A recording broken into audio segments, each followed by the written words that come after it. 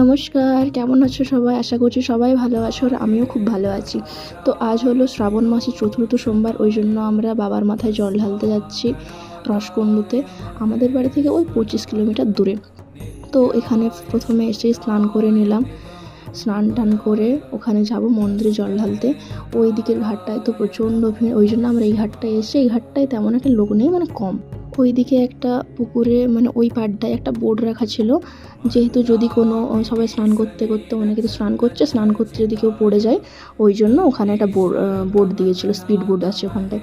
আর পশ্চিমবঙ্গ পুলিশও আছে, অনেক পুলিশ আছে। তো আমাদের জল ঢালা কমপ্লিট, আর মন্দিরের ভেতরে ফোনটা নিয়ে যায়নি। ওখানে তো প্রচণ্ড ভিড়, মানে কাদা, ভিড়, তারপর ফোন অ্যালাউ নেই। আমরা তো পুরো প্রপার বাবার মাথায় জল ঢালতে পারিনি, একটা পাইপের মধ্যে ওখানে জলটা ঢালতে হয়, এত লোক বলে। তারপর আমরা এখানে মুড়ি খেতে চলে এসেছি, সকালের খাবার।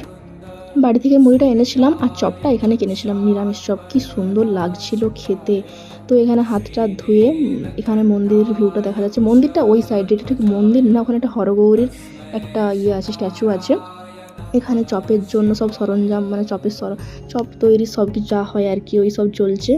অনেক লোক খাচ্ছে। তো তারপর বাড়ি আসতে আসতে, মানে আমার কাকিমা যাদের সঙ্গে গিয়েছিলাম, কাকিমা জল তুলে হচ্ছে যে পিসিমণির ছেলে শ্বশুর বাড়ি এটা, ভালো জল, এখানে একবার দেখা হয়ে গেল। আর আমি কখনো না কুয়ো দেখিনি, এই প্রথমবার কুয়ো দেখলাম, ওই জন্য একটু এক্সাইটেড ছিলাম, কিরকম কুয়ো হয়। আগে নাকি কুয়ো থেকে সবাই জল খেতে শুনেছি।